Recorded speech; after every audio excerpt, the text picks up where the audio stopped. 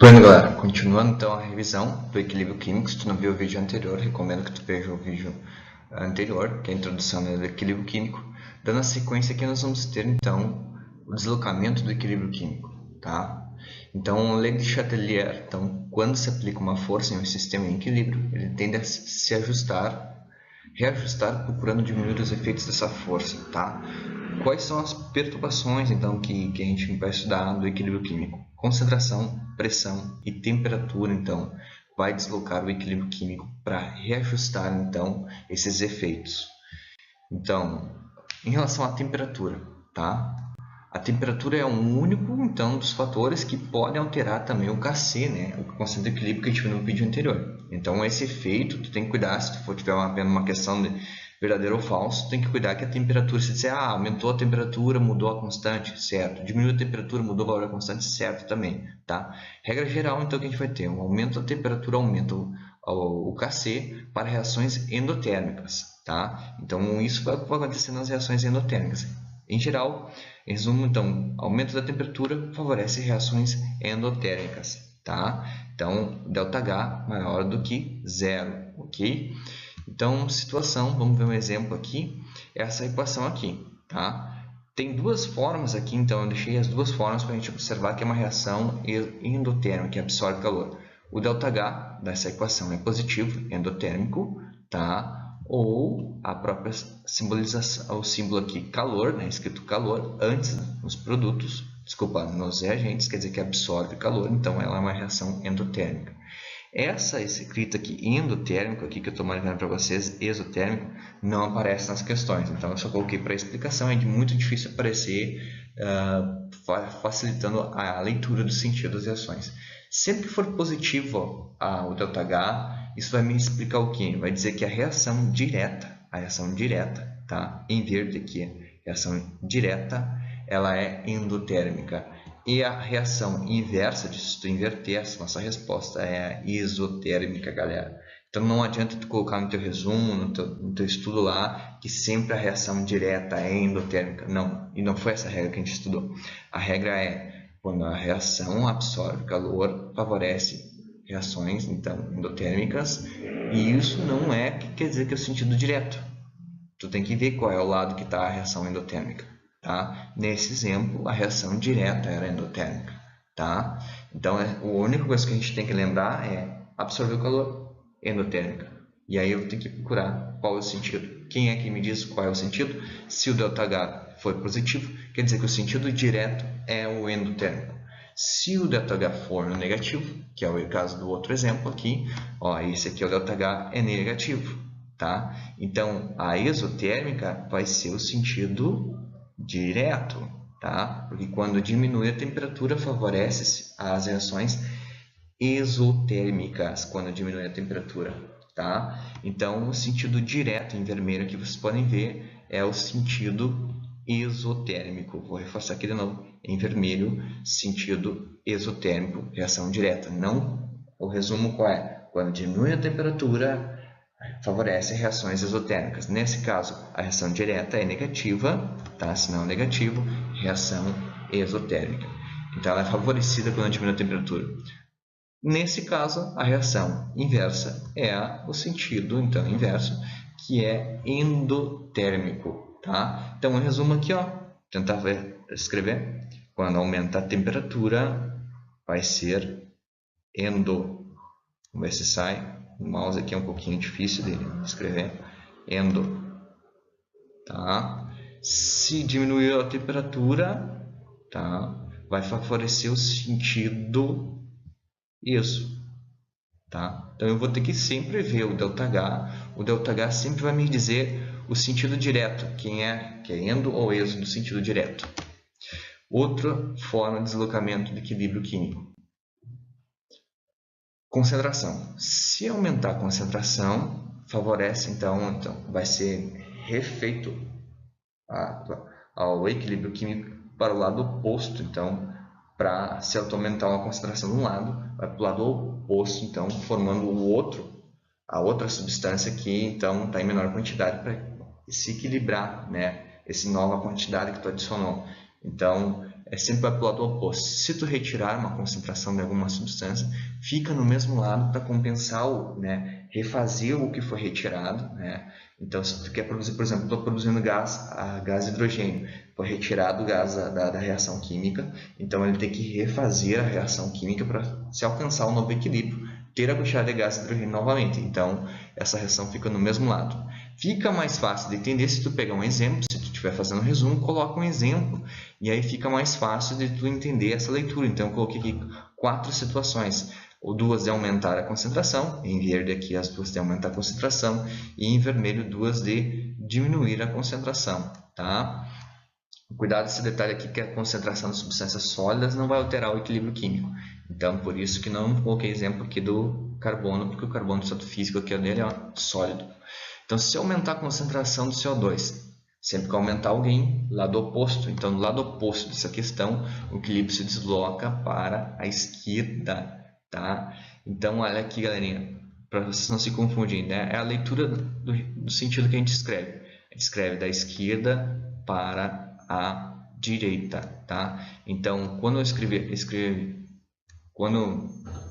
quando tiver escrito esquerda, tá? É que o sentido então é os reagentes. Quando está escrito direita, o sentido é os produtos, tá? Cuidem com essa legenda, que algumas questões vão usar isso, outras questões vão usar cores para dizer o lado esquerdo é azul e o lado direito é vermelho. Então tem que cuidar que cada lado vai ter então um símbolo para dizer que está indo para esse lado.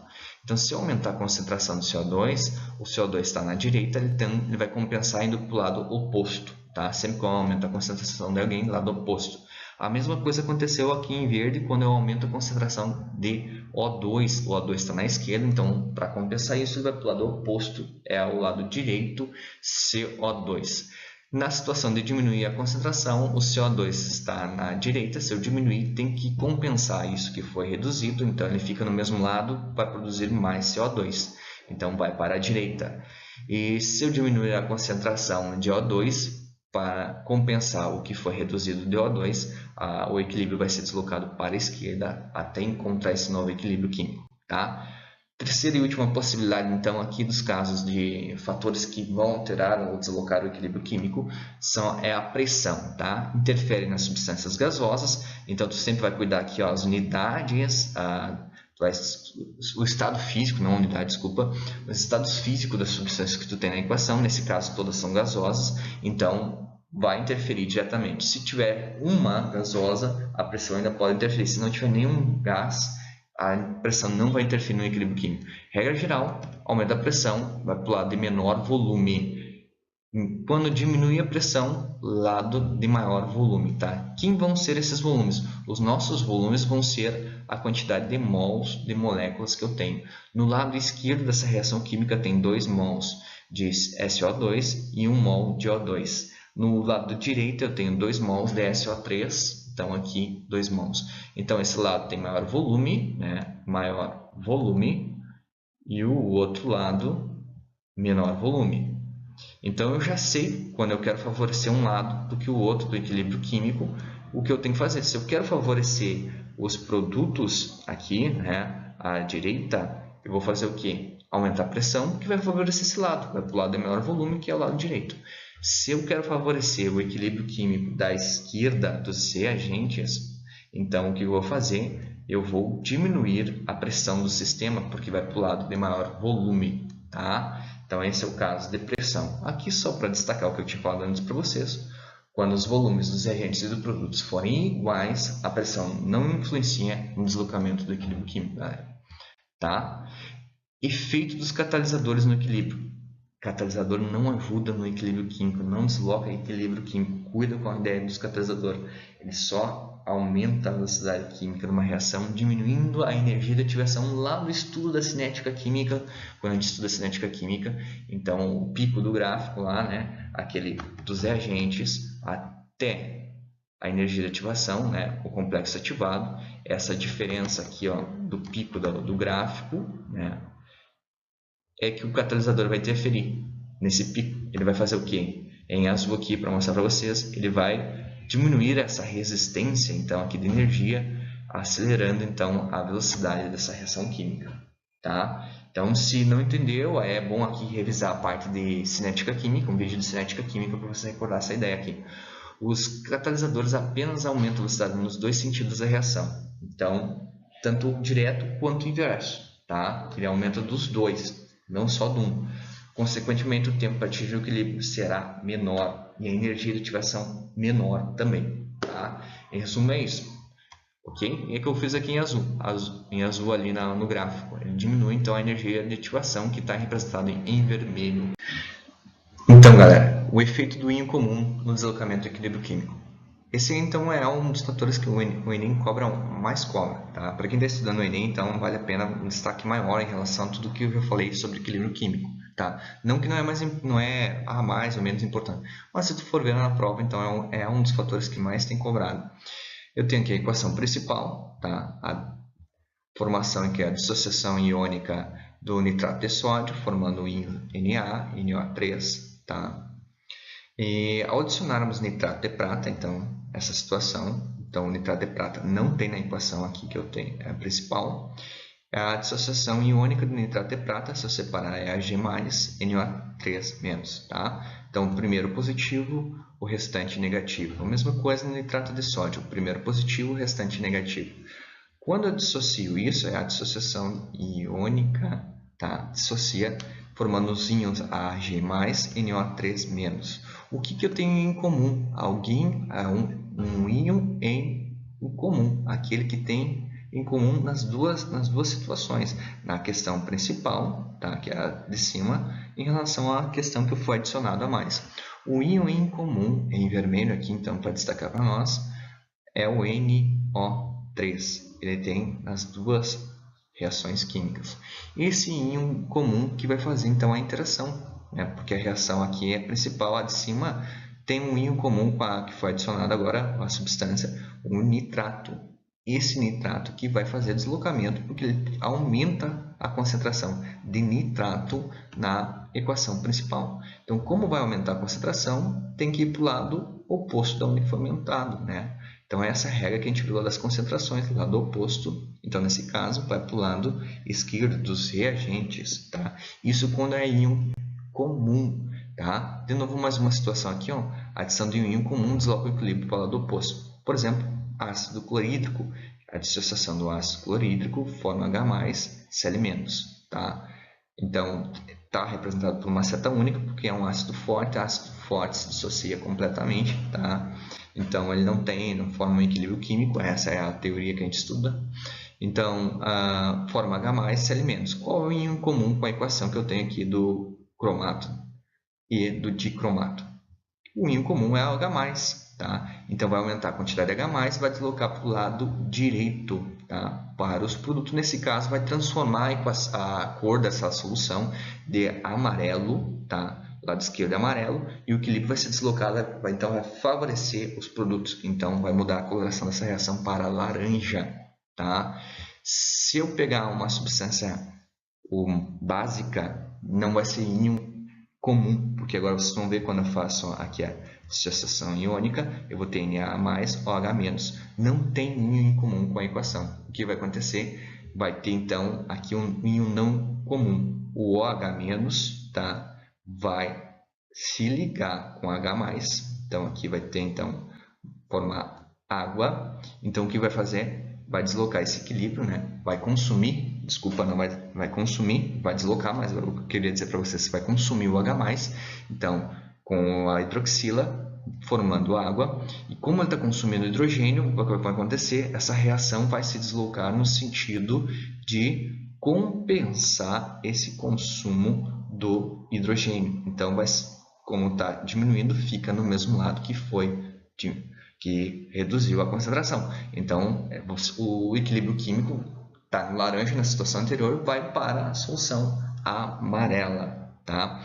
Se vocês querem ter uma noção maior desse experimento, coloca aí no YouTube e vocês vão achar vídeos de experimentos de equilíbrio químico com o dicromato de potássio, o cromato de potássio, que é o par, né? Vocês vão ver esse experimento é bem interessante.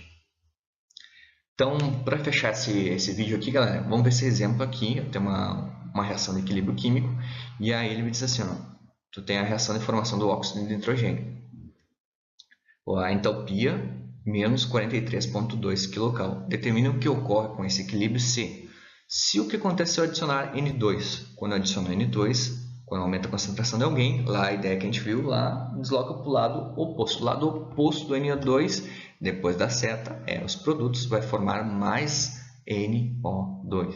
NO2 não, NO, tá? Se for retirado NO, óxido de nitrogênio, então sempre que for retirado alguém, tem que ficar no mesmo lado para compensar a retirada.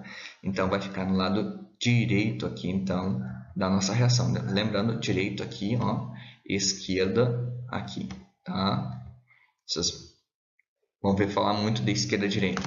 Então, se for aumentada a temperatura, quando aumenta a temperatura, favorece reações endotérmicas. O que tem esse ΔH? Esse ΔH significa para mim que essa reação, a reação direta, é exotérmica. Então, a reação direta só vai ser favorecida se eu diminuir a temperatura, é a regra. Como eu estou aumentando a temperatura, vai favorecer a reação inversa, tá? Vai favorecer os reagentes. Se eu aumentar a pressão, tá? Lembrando então a pressão, eu vou somar a quantidade de mols dos reagentes e dos produtos. Nesse caso, todos eles são gasosos, posso somar todos, cuidem, né? É o estado físico aqui. Então, eu tenho 2 na esquerda e 2 na direita. O que vai acontecer? Como eles são iguais, a pressão, o aumento ou a diminuição da temperatura a aumento da pressão ou a diminuição da pressão não altera o equilíbrio químico dessa reação aqui, tá? Então, com isso, a gente conseguiu dar uma revisada desses fatores que deslocam o equilíbrio químico, galerinha, as 3 regras. Então, é interessante no teu estudo tu fazer um resumo disso, então, dessas regras, para ajudar a memorizar essa regra aí, tá? E do efeito do íon comum, certo, também, de vocês entenderem. No próximo vídeo, então, a gente vai ver equilíbrio iônico. Gostou? Curte aí, um grande abraço.